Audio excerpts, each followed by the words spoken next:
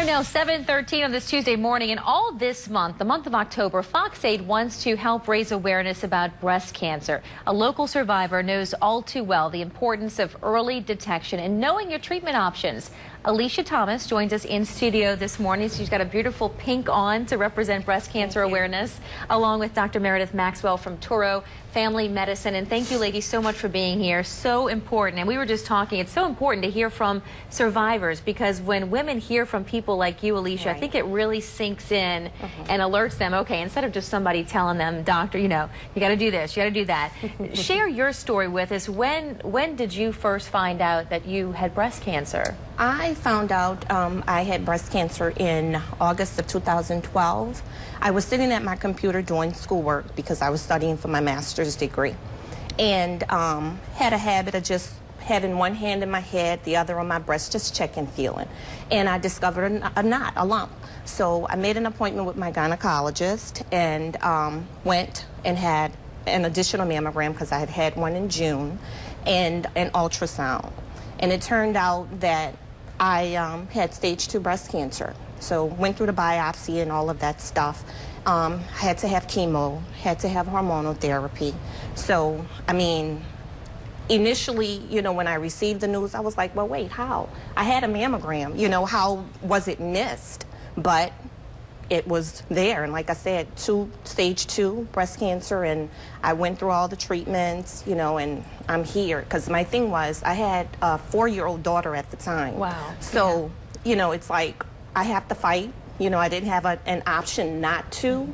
So I'm here just to say breast cancer doesn't have to be a death sentence. You know, I mean, you hear cancer and you get scared, true.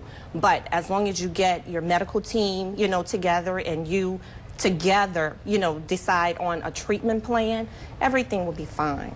And you fought through it, and you look great today. It's been a few years. Yeah, 2012. I'm almost a 3-year survivor. My surgery date was November 7th. So I formed a team. You know, we're Alicia's Angels for the race. Hey, go team. Yes. But, you know, I received my master's degree as well last year in August. So you're moving on with your life. Yes. And what's really scary, Dr. Maxwell, you were saying the mortality rate in Louisiana for breast cancer is really high. It's really high.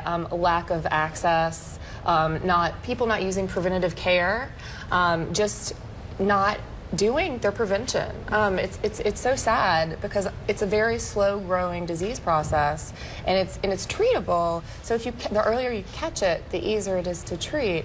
So people aren't using these services to catch it early enough.